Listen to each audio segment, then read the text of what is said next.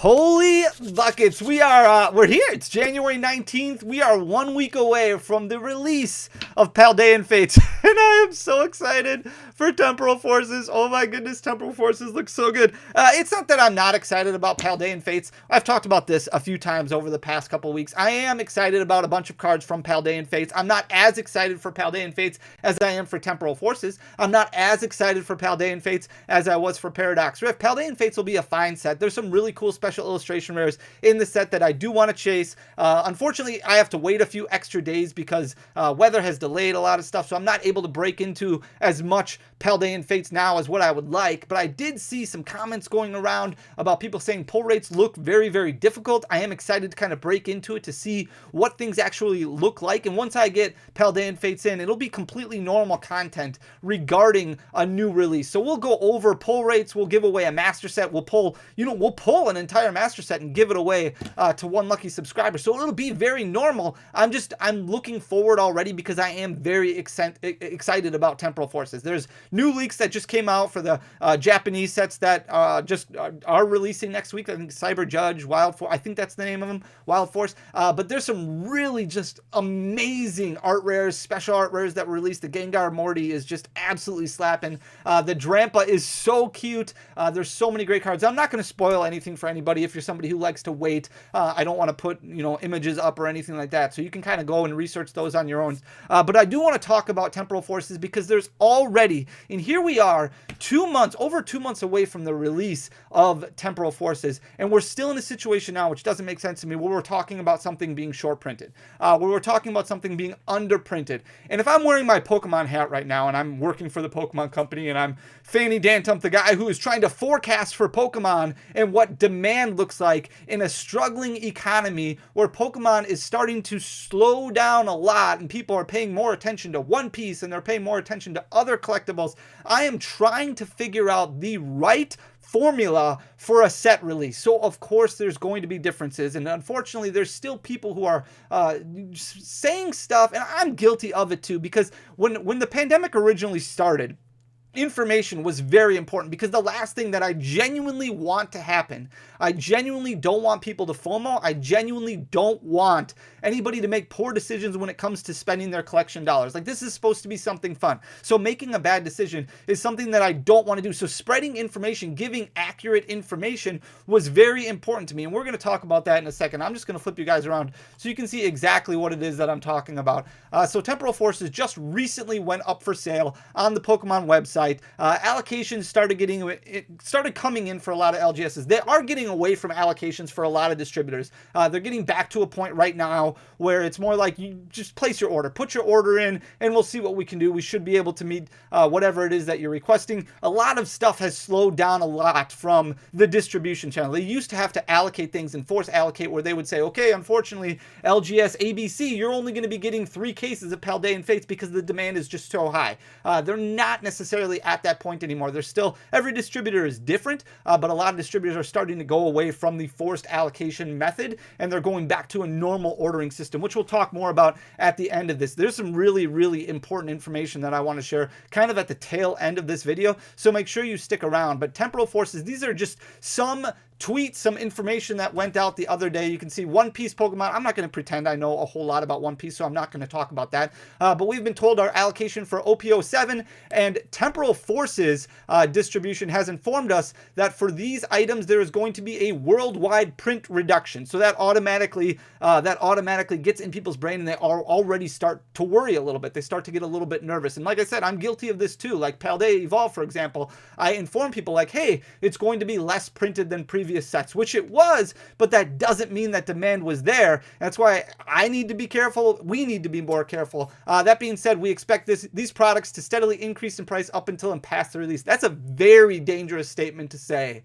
and that's expecting a lot. So we're going to talk about that in a minute here. And then the tweet below it, or the post below it. My distributor has informed me that Temporal Forces allocations will be smaller. It is enough of a cutback that they told us before the cutoff date to order. I wasn't sure when the cut was coming, but I have to think the print run was cut at least 20% or more. I'm not here to start a riot. I'm not here to start an argument. I'm not bad talking any. This is probably all very accurate information. This is probably stuff that was actually communicated to these storefronts. I don't think there is anything wrong with this information. I think it's probably very accurate. And I did not even talk to distribution about print runs or anything like that because it just doesn't play an impact anymore. And the reason it doesn't play an impact anymore is because demand is not enough to meet supply. We are in an era where it is much more like what it was prior to the pandemic, where there will be enough to go around, and there will be enough to go around for quite some time. If you look at Temporal Forces pre-orders, which people are already starting to post, LGS are already posting them out there,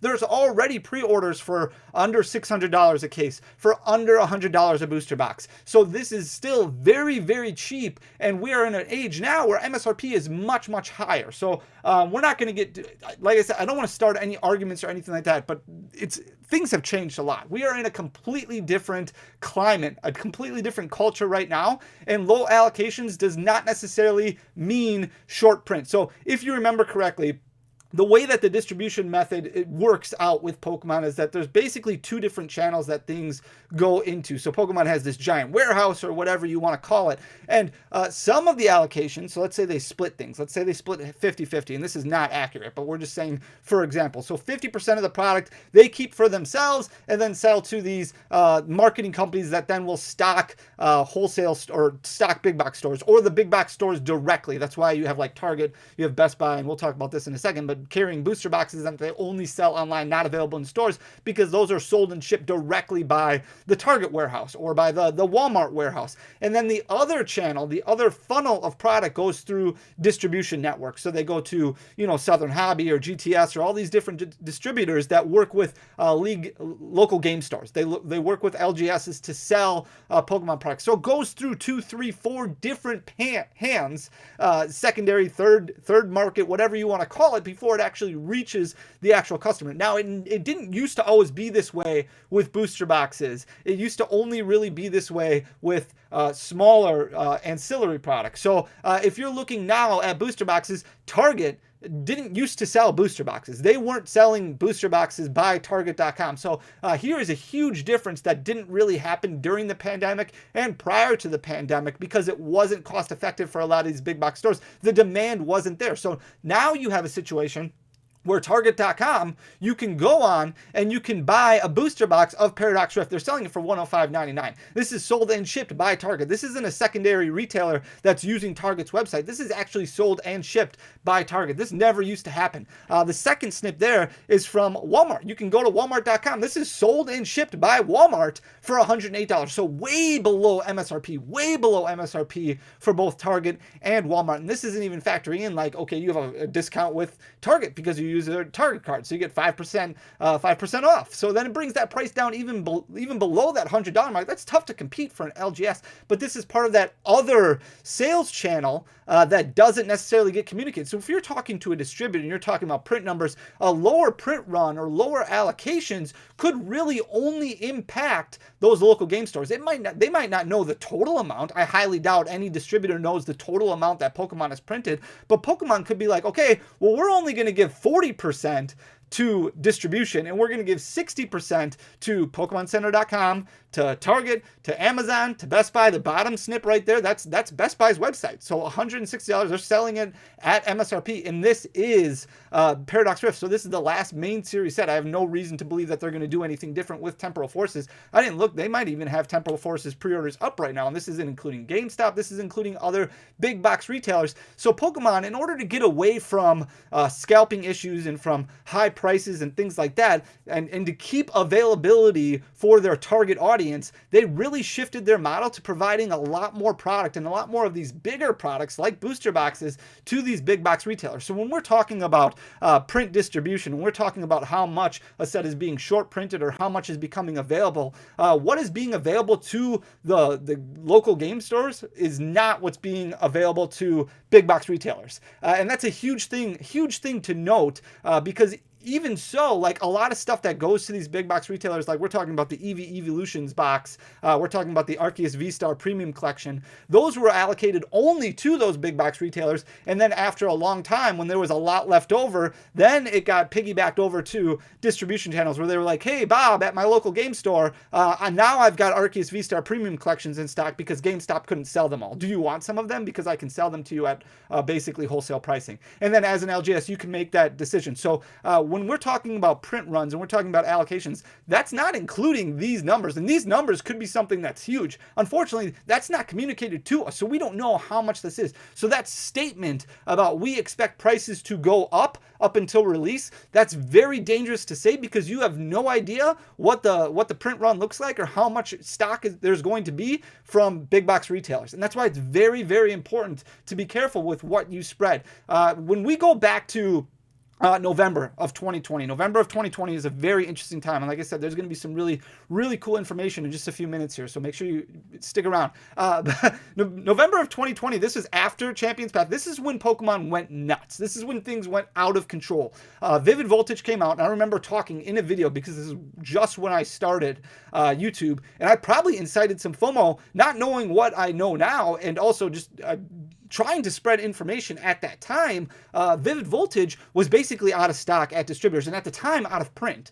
Before the set even released, Pokemon had no intention to reprint it again because demand went through the roof. You had all these influencers, you had Logan Paul, you had all these people talking about the release of Vivid Voltage, talking about Pokemon, and people were getting shut in their houses. It was a very, very dark time for people in general, and then they were reliving this nostalgic moment and things like that, but demand could not keep up with supply. But because there were so many issues with the pandemic where people weren't going out to work, they weren't able to print more. Plus, it takes a long time to print product. Like if you're forecasting, that's why I would never want to be a forecaster for the Pokemon company, because you're trying to understand 2-3 years down the road how much interest there's going to be in a specific set.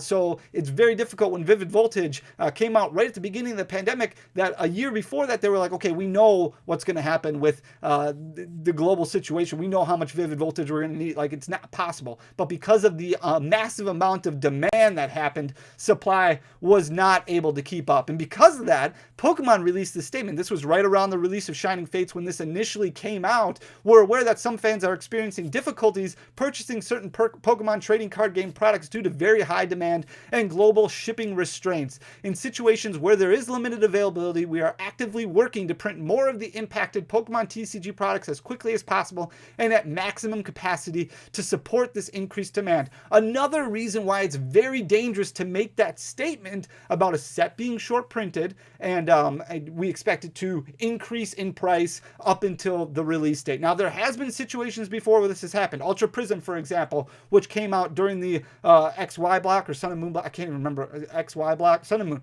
Sun and Moon, Ultra Prism came out and it was out of stock, out of print a couple weeks after release. You couldn't order any more of it from distribution. It was a very short printed set. And they didn't reprint that set until basically the pandemic. So a couple of years after the set released is when they finally reprinted a small amount of Ultra Prism. So it has happened before where forecasting just didn't work out and it impacted the price greatly. However, Pokemon has said multiple times that if the demand is there, and that's the big difference because Ultra Prism, there wasn't as much demand for the booster boxes. There was ancillary products all over the place. You could still find booster packs. You could still find your Cynthias. You could still find cards that you needed to play the competitive game. Collectors were still okay buying singles, and at the time, booster packs were still available. So it wasn't necessarily this giant rush to only get booster boxes. But Pokemon has said, okay, with Shining Fates, with Vivid Voltage, with Darkness Ablaze, a lot of people didn't get the chance to get these. We're going to print more of them. We're just going to do it. And then you had that situation in 2021, December, where they reprinted a ton of booster boxes. They had multiple waves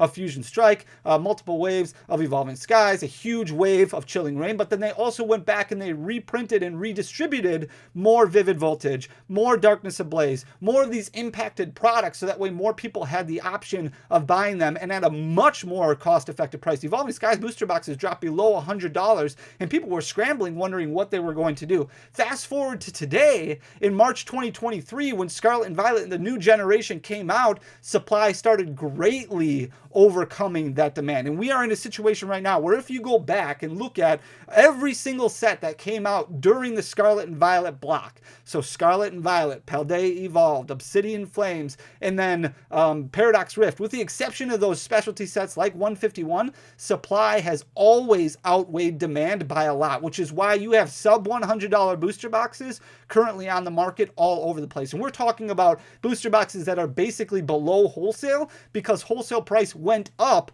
MSRP went up with Scarlet and Violet. So anytime you're finding booster boxes for $92, $93, you're basically paying wholesale for that booster box. And you can find Paradox Rift for $88. You can find Scarlet and Violet base for $85. You can find all these boxes for below wholesale because supply is so much greater than demand. So naturally, once Pokemon sees this in March and once Pokemon understands this, they're like, okay, well, we need to print less. So it makes sense for them to print less because there's so much more out there right now. There is so much more. That's why it's so difficult and you have to be very careful. Even if something is being short printed and even if there is less available for this round, that doesn't necessarily mean that there's going to be less available at release. That just means that the demand is way, way lower. So supply needs to follow suit. So this is an important thing, and this is what I really want to talk about because I think this is very, very, this will give you a very good understanding of how to read modern Pokemon and how to read future sets. So if you look at the top right here, this is an exact snip from an in-stock list that I got from a distributor in 2020, November of 2020. And this is why this is important because in November of 2020, right around the time of the giant spike of Pokemon cards, these were the products available that I could order. So I emailed my distributor. I said, hey, I want to get a bunch of stuff. Can you send me an in-stock list? And this is what they sent me.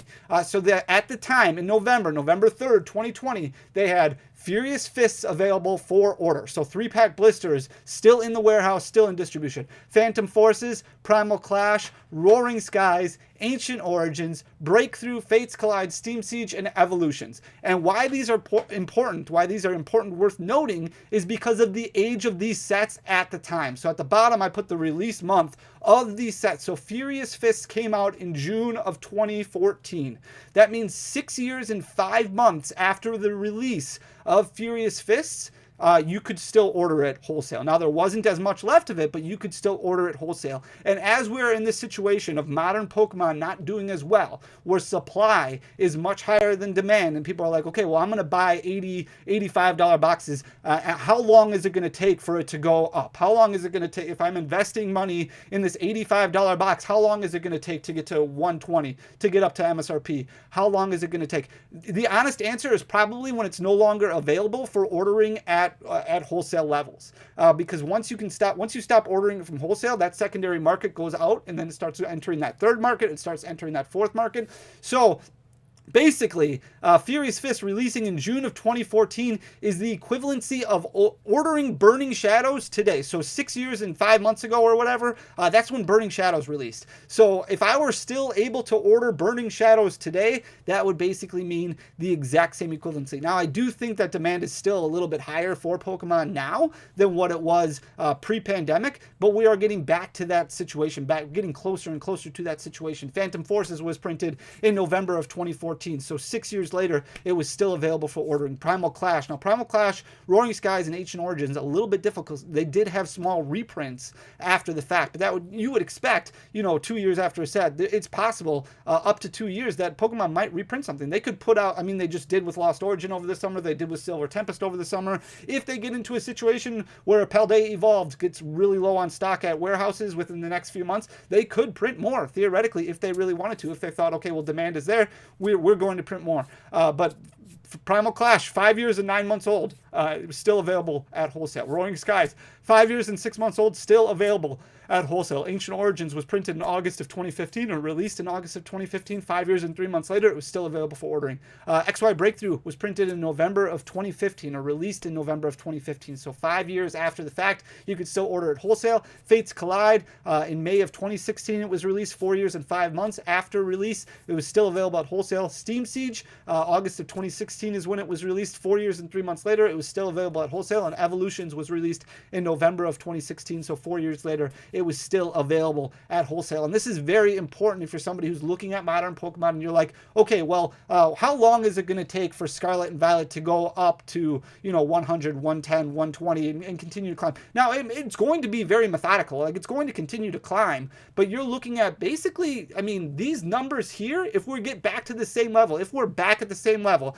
and it's up to you to decide if you think we're back at that same level or not, or close to that same level. This is on average how long it will take for wholesalers really not to have it in stock anymore. So Scarlet and Violet products could theoretically be available for the next 5 or 6 years at wholesale. So it might take you 5 or 6 years to see that price really start to creep up. And then after the fact that it's no longer available, depending on what demand is at that time for that set, that's when you might see some giant increases. So I thought it would just be very important to get a good understanding of where Pokemon was pre-pandemic, so you can make the best decisions when it comes to how you want to spend your dollars moving forward. It is basically the equivalency of ordering Burning Shadows today. Burning Shadows, 6 years, 5 months old, still being in stock at the where. Now it's not because we went through the pandemic and demand went through the roof. But now as supply outweighs demand by a lot, this is the situation we're in. And I thought it would be very, very important to kind of bring this stuff up because those FOMO tweets and things like that, I understand the desire to make them and I understand the desire to put them out, but I think it's very important that you have all the information so you can make the best decision when it comes to spending your collection dollars. I am very excited for Temporal Forces. I think it's going to be a fantastic set, and I'm glad that everybody's going to have the opportunity to buy it at a decent price, well below MSRP, but in no way, shape, or form do I believe that this box is going to be over $110 by release day. I could be wrong. I've been wrong before, and I could be wrong again. But I do think that Pokemon has proven that they're going to print to meet demand. And we've seen in the past that when supply outweighs demand by this much, with everything that we've gone through over the past few years, it makes sense that there's going to be less available out there, especially when they're feeding to big box retailers and they're feeding to wholesale distributors. Like they've changed things so much, and it's very important for everybody to know that. So I hope you guys do like the content. If you do, please hit that subscribe button down below, leave a like, leave a comment, do some mouth-to-mouth advertising, share the channel. I love you guys. Thank you so much for everything. I'll be back with another video tomorrow, the next day, every day. Until next time, peace.